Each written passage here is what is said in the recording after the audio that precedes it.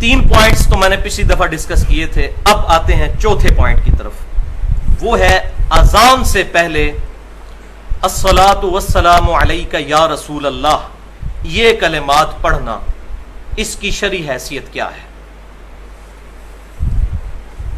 اور اب تو بعض لوگوں نے اقامت کے ساتھ بھی یہ کلمات شروع کر دی ہیں، خصوصاً ہمارے جو دعوت اسلامی والے بھائی ہیں انہوں نے پچھلے 5-7 سالوں میں ایک یہ اور نیا کام ایڈ کیا ہے کہ اقامت سے پہلے بھی الصلاۃ والسلام علیک یا رسول اللہ پڑھنا شروع کر دیا ہے.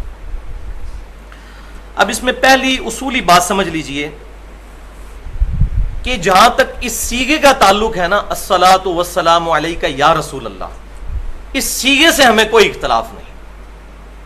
یہ صحیح احادیث سے ثابت ہے، کم از کم 3 کتابوں میں، اور میرا ریسرچ پیپر بھی چھپ چکا ہے، رسول اللہ کی آخری وصیتیں صلی اللہ علیہ وسلم، اور اس پر میں نے 12 ربیع الاول پہ ایک لیکچر بھی دیا تھا، ولادت مصطفیٰ صلی اللہ علیہ وسلم اور رسول اللہ کی آخری وصیتیں، 2 گھنٹے کا، جو اہل سنت پاک.com پر رکھا ہوا ہے. ریسرچ پیپر نمبر 1 ہے، اس میں نے اس کا حوالہ ریٹن میں بھی دیا ہے کہ سنن الکبریٰ البیہقی میں صحیح سند کے ساتھ، اسی طریقے سے الموطا امام مالک میں صحیح سند کے ساتھ، اور المصنف ابن ابی شیبہ میں صحیح سند کے ساتھ یہ اثر موجود ہے. انٹرنیشنل نمبرنگ کے مطابق المصنف ابن ابی شیبہ میں 11793 نمبر روایت ہے کہ سیدنا عبداللہ بن عمر رضی اللہ تعالی عنہما جب کبھی بھی قبر رسول پر حاضر ہوتے تو پڑھتے السلام علیک یا رسول اللہ. پھر سیدنا ابوبکر کی قبر کے سامنے آ کر پڑھتے السلام علیک یا ابا بکر. پھر سیدنا عمر کے سامنے آ کر، ان کی قبر کے سامنے آ کر پڑھتے السلام علیک یا اباتا، اے میرے باپ آپ پر سلامتی ہو. یہی وجہ ہے کہ سعودی عرب سے بھی جو مفتی اعظم سعودی عرب کی کتاب چھپی ہے مسجد نبوی میں حاضری کا طریقہ، شیخ عبداللہ بن باز رحمہ اللہ کی، انہوں نے بھی یہ روایت لکھی ہے اور انہوں نے یہی طریقہ لکھا ہے قبر رسول پر حاضری کا. اور الحمدللہ اس میں کوئی اختلاف نہیں ہے.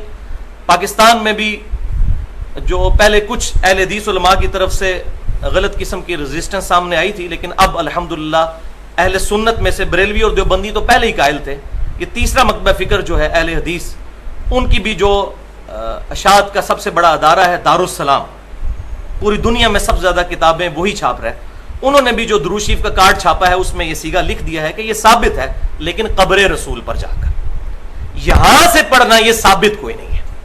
یہ قبر رسول کے لیے صحابہ اکرام علیہم رضوان صلی اللہ علیہ وآلہ وسلم قبر رسول صلی اللہ علیہ وسلم پر جا کر یہ درود شریف پڑھا کرتے تھے، لہٰذا یہ اس کے لیے مخصوص ہے. اگر اس کے علاوہ کہیں پڑھنا ثابت ہے تو ہمیں روایت پیش کی جائے، ہم ایکسپٹ کر لیں گے. اس کو آپ اس طرح سمجھ لیجئے، کیا ٹوائلٹ میں جاتے وقت مسجد میں جانے کی دعا پڑھی جا سکتی ہے؟ نہیں. اسی طریقے سے مسجد میں جاتے وقت ٹوائلٹ والی دعا نہیں پڑھی جائے گی. یہ درود شریف پرٹیکولر قبر رسول صلی اللہ علیہ وسلم کے لیے ہے، سیدنا ابن عمر رضی اللہ تعالی عنہما کا اثر. اس کے علاوہ کہیں ثابت ہے تو بتائیں. ہمیں یا رسول اللہ سے کوئی چڑ نہیں ہے، نہ یا نبی اللہ کے ساتھ. ہم ہر نماز میں یا رسول اللہ کہتے ہیں. السلام علیکہ ایھا النبی ورحمۃ اللہ وبرکاتہ، اے نبی آپ پر سلام ہو، رحمتیں ہوں، برکتیں ہوں.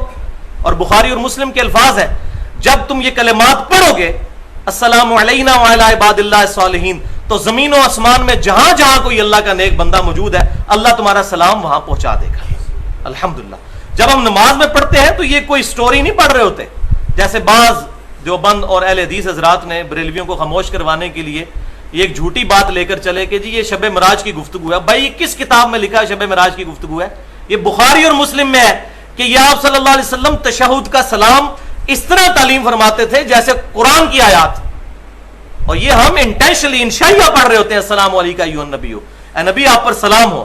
ہاں اس کے پیچھے اگر کسی کا فاسد عقیدہ ہے کہ رسول اللہ خود سن رہے ہیں یا وہ یہاں پر موجود ہیں، وہ عقیدے کو آپ غلط کہہ سکتے ہیں، اس پڑھنے کو. اور اس میں یہی عقیدہ ہے کہ رسول اللہ تک ہمارا سلام اللہ تعالیٰ پہنچا رہا ہے. ورنہ تو یہ بدبختی ہے نماز میں اگر اس کو سٹوری کے طور پہ پڑھنا ہے، پھر تو پوری نماز ہی بھی سٹوری بن جائے گی. تو یہ سٹوری نہیں ہے، یہ انشائیہ ہے الحمدللہ، کیونکہ بخاری اور مسلم میں ساتھ ہی موجود ہے کہ اللہ سلام پہنچا دے گا. لہذا اسی کی ڈیٹیل میں نے مسئلہ حاضر و ناظر جو ہے اس کے غلط اور صحیح پہلو مسئلہ نمبر 7 کے نام سے اہل سنت پاک.com پر 25 منٹ کی گفتگو رکھی ہوئی ہے، اس میں میں نے ڈیٹیل کے ساتھ اس ٹاپک کو ایڈریس کیا، آج مال نہیں۔ عام حالت میں ہم کون سا درود شریف پڑھیں؟ تو بھائیو صحیح بخاری اور مسلم کی متفقن علیہ حدیث ہے کہ جب یہ آیت درود نازل ہوئی، سورۃ الاحزاب کی آیت نمبر 56، بسم اللہ الرحمن الرحیم، ان اللہ وملائکتہ یصلون علی النبی یا ایھا الذین آمنوا صلوا علیہ وسلموا تسلیما اللہم صل علی محمد وعلی آل محمد کما صلیت علی ابراہیم وعلی آل ابراہیم انک حمید مجید اللہم بارک علی محمد وعلی آل محمد کما بارکت علی ابراہیم وعلی آل ابراہیم انک حمید مجید۔ تو بخاری اور مسلم کے الفاظ ہیں کہ اس آیت کے جواب میں آپ صلی اللہ علیہ وسلم نے نماز والا درود ابراہیمی جو میں نے اب پڑھا یہ تعلیم فرمایا، اور حدیث شروع اس سے ہوتی ہے کہ اے اللہ کے رسول صلی اللہ علیہ وسلم، آپ نے ہمیں سلام کا طریقہ تو سکھا دیا ہے، السلام علیکم ایھا النبی ورحمۃ اللہ وبرکاتہ، ہمیں درود شریف بھی ذرا سکھا دیجئے۔ تو پھر آپ صلی اللہ علیہ وسلم نے اس درود شریف کو سکھایا۔ لہذا اس درود شریف سے اگر کسی کو چڑ ہے نا تو اس کو معاذ اللہ نبی صلی اللہ علیہ وسلم سے چڑ ہے، اور کوئی کہتا ہے یہ درود میں سلام کوئی نہیں جی یہ ناقص ہے، تو یہ بات نبی صلی اللہ علیہ وسلم کو نہیں پتا تھی کہ یہ ناقص ہے؟ آپ نے کیوں نہیں فرما دیا؟ تو نماز کے اندر یہ پرفیکٹ ہے اس اعتبار سے بھی کہ سلام بھی آ جاتا ہے اور درود شریف بھی۔ باقی نماز کے علاوہ بھی یہ درود شریف پڑھنا چاہیے، اس کی وجہ یہ ہے کہ درود و سلام جو ہے یہ ایکویلنٹ ورڈ کے طور پر بھی استعمال ہوتے ہیں، لیکن جہاں جہاں ثابت ہے، جو جو صیغہ ثابت ہے الحمدللہ وہ ہم پڑھنے کے قائل ہیں۔ تو اذان کے بعد درود شریف پڑھنا ثابت ہے، صحیح مسلم میں حدیث میں بتا چکا کہ جو اذان کا جواب دے اس کے بعد درود شریف پڑھے، اس کے بعد الوسیلہ والی دعا مانگے تو نبی صلی اللہ علیہ وسلم کی شفاعت اس کے لیے حلال ہو جائے گی۔ لیکن اذان کے بعد درود شریف کون سا پڑھنا ہے؟ جو آپ صلی اللہ علیہ وسلم نے تعلیم فرمایا، اور اس کو اذان کے ساتھ اٹیچ نہیں کرنا، اذان سے الگ۔ اذان دے دی اس کے بعد دعا مانگے، درود شریف پڑھیں، یہ سارے کام کریں، لیکن اذان کے ساتھ اس کو اٹیچ کرنا ثابت نہیں۔ تو درود شریف اذان کے بعد ثابت ہے، پہلے نہیں۔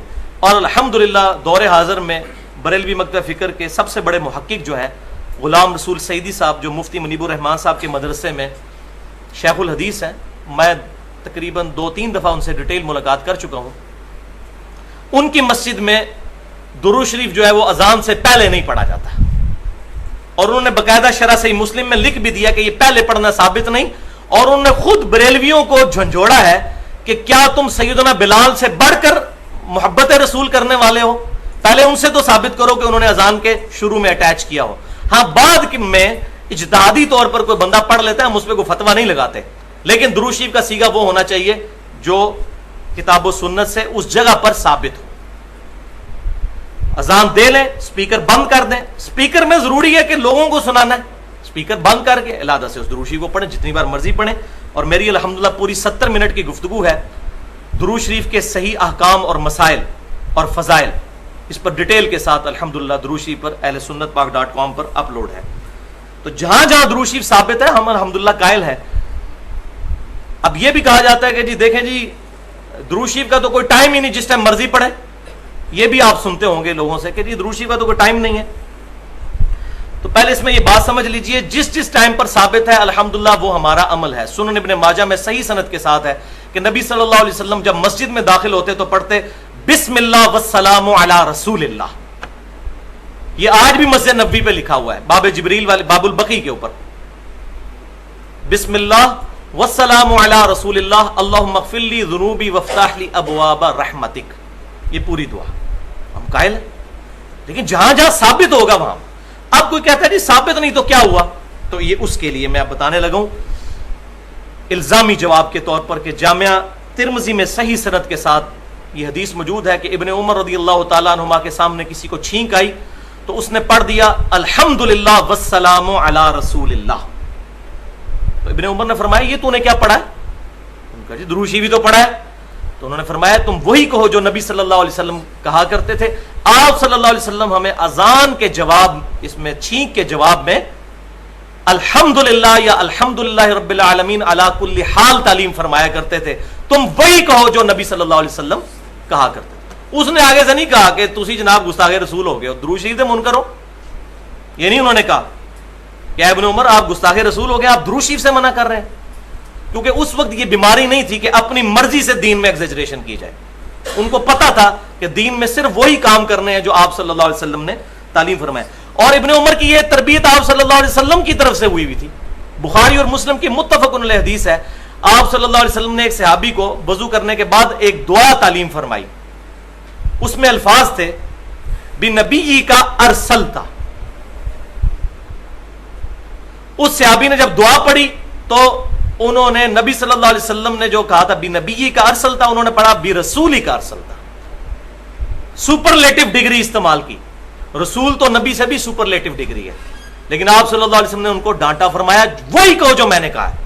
حالانکہ نبی رسول میں کیا فرق تھا, آپ فرمایا وہی الفاظ کو. لیکن یہاں یہ بات بھی یاد رکھیں, میں فینیٹک بھی نہیں ہوں کیونکہ میں نے کسی مکتب فکر کو سپورٹ تو کرنا کوئی نہیں, لہٰذا میں جو چھپی بھی حدیثیں ہیں وہ بھی باہر نکالتا ہوں. پچھلی دفعہ میں نے حدیث بتائی نا صحیح بخاری سے کہ سیدنا یوشع ابن نون کی دعا سے سورج رک گیا تھا, تو یہ پہلے تو کسی نے نہیں بتائی ہے. ٹھیک ہے وہ روایت ضعیف ہے سیدنا علی والی کہ سورج واپس آ گیا تھا, لیکن یہ بخاری میں موجود ہے کہ یوشع ابن نون علیہ السلام کی دعا پر سورج اللہ نے روک دیا تھا. تو یہ اللہ تعالیٰ چاہے تو کسی نبی کی دعا پہ کر سکتا ہے.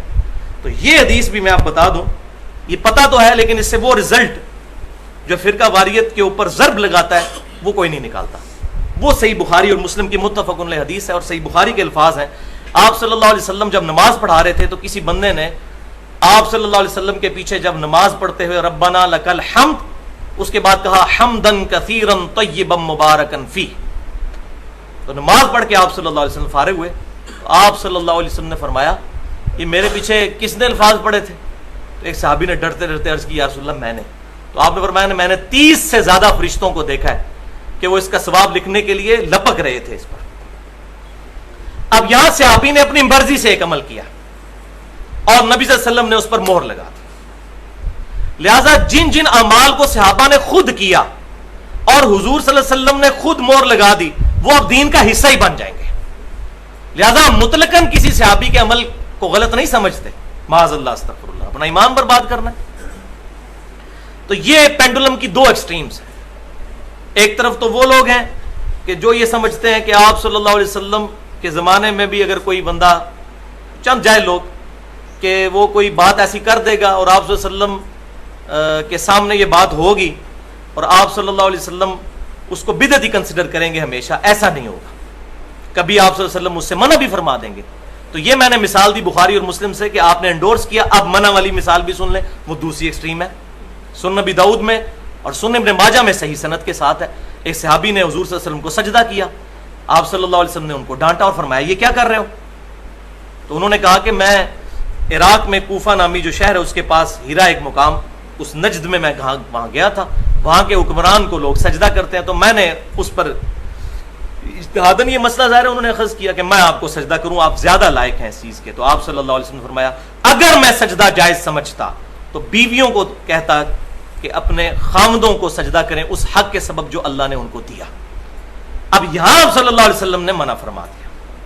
اس صحابی نے حضور کی محبت میں سجدہ کیا تھا. شکر ہے کہ وہ آج کا مسلمان نہیں تھا, نہیں تو حضور میں کہہ دینا عشق دے چلے نمبر رہ گئے عقل والے انجے ہی عمرہ گالیاں, کہ تو عشق کی محبت کی باتیں ہیں, عقل والوں کی میں یہ سمجھ نہیں آئیں گی. ان کو پتا تھا کہ محبت وہی ہے جو آپ صلی اللہ علیہ وسلم انڈورس کریں گے, جو انڈورس نہیں کریں گے وہ محبت نہیں گستاخی ہے. تو یہ ٹیکنیکل چیز کو سمجھیں. کتاب و سنت کے منہج پر چلنے والے لوگ اکثر جو علماء ہیں ان بیچاروں کو تمیز ہی نہیں کہ بات کنوے کس طرح کرنی ہے. ایسے الٹے طریقے سے بات کرتے ہیں کہ بات ماننی بھی ہوگی, کہتا جاؤ دفاع ہو گستاخ رسول. اب اس طریقے سے بات کو اگر آپ بتائیں گے کہ ہم یہ دیکھیں مثال, اب آپ خود بتائیے کہ آپ صلی اللہ علیہ وسلم نے کیوں منع فرمایا؟ محبت میں اجازت دینی چاہیے تھی. لہٰذا آپ صلی اللہ علیہ وسلم کی محبت میں وہی اعمال کیے جائیں گے جو آپ صلی اللہ علیہ وسلم کی طرف سے الاؤڈ ہوں گے, اپنی مرضی سے نہیں.